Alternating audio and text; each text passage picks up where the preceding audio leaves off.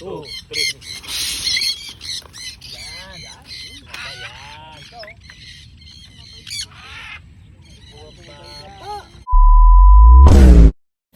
Hi guys, ito na naman tayo. Balik na naman tayo sa palipad sa dayo natin sa mga pre-flight site. So for today's video, nandito tayo ngayon sa isang lugar sa San Mateo.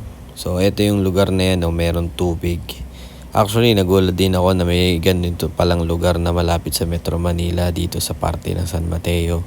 So ayan, meron tayong katubigan dyan. Dyan tayo magpi-pre-flight ngayon. Dyan natin susubukan. So pagdating natin dito, konting chika pero palipad na agad. Kasi medyo tanghali na. So ayan, sabay-sabay namin pinakawalan yung mga ibon natin na medyo matagal nang hindi nakakalipad. So for today's video, fast forward ko na tong liparan natin. So actually, natuwa din kami kasi matagal kaming hindi nagkita-kita pero ngayon nagkita-kita kami. Ang gulo nun ah. So nagkasama-sama kami ulit. So ito yung liparan ng mga ibon namin na tumaas ulit. Actually, nag-uusap nga kami dyan na kasi dati nung mga nagsisimula kami mag-ibon lipad lang na mababa masaya na kami. Pero ngayon kasi nag-iba na yung level ng liparan. So tuldukan na tawag namin dito. So kaya nga nag-uusap kami na nung mga panahon na yun habang nagte-training kami halos lagi kaming kinakabahan, di ba? Biruin mo, pwede pala magsabay yung kinakabahan ka pero masaya ka. So yun yung nararamdaman namin dati. Tapos na-overcome namin yun kasi parang naging kalmado na yung liparan namin. Kumbaga nawala na yung kaba kasi medyo tiwala na kami sa mga ibon namin.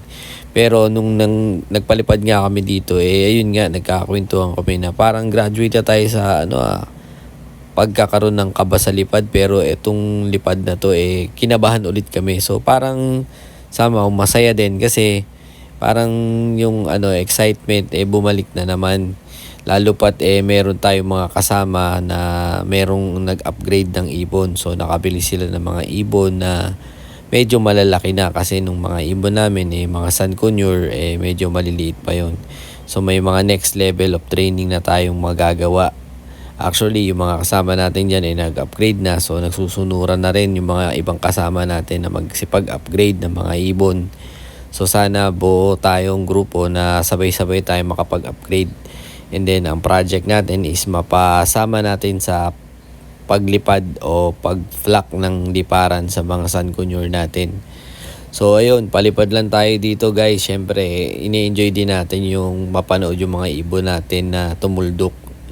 At the same time, kinakabahan. So, ito, babaan na sila kasi medyo more than 6 minutes or 8 minutes na rin yung nilipad nila dyan. So, actually, pangalawang pukol na yan. Yung unang pukol namin, medyo dun talaga tumodo pero hindi ko na siya in-upload dahil 9 minutes din pala yun. So, masyadong mahaba para sa video kasi gusto ko lang naman i-explain sa inyo kung ano ba yung mga ginagawa namin at para makita niya rin kung paano lumipad yung mga ibon namin.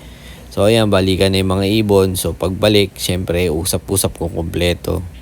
So dito naman, ito nga yun, yung kasama natin si Sir Rigor na nakabili siya ng bago niyang ibon na tinitraining niya ngayon. So kung makikita nyo, meron pa siyang parang leash na tinatawag or yung tali sa paa. Kasi bago lang to sa kanya or bago lang kay Sir Rigor tong alaga niya na si Griffin, isang green wing mako na undergoing training pa lang siya. So sooner lilipad na rin yan. So ang ganda, 'di ba? Kulay pula oh. Ang laki pa. So tinanong ko siya diyan actually kung magkano yung presyo diyan. So ito pakinggan natin, guys. 'Di ba? Presyo niya nasa magkano yan, sir?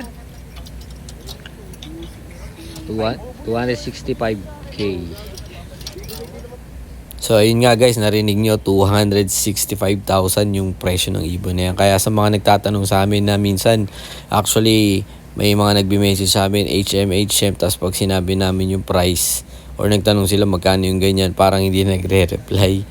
So para sa amin actually hobby to na syempre gagastusan mo rin talaga.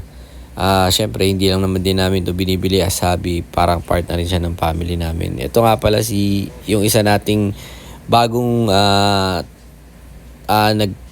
nagte-train din ng BNG Mako. First pre-flight niya yan. Actually, hindi na first parang unang site niya dyan. So yun, so bumabalik siya. Yun lang naman muna yung gustong establish, makabalik.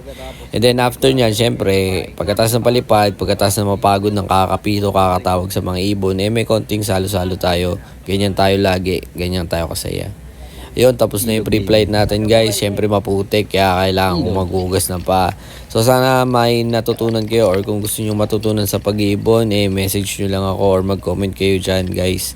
Maraming salamat sa mga sumusuporta. 20k na tayo, sana tumaas pa yung mga followers natin.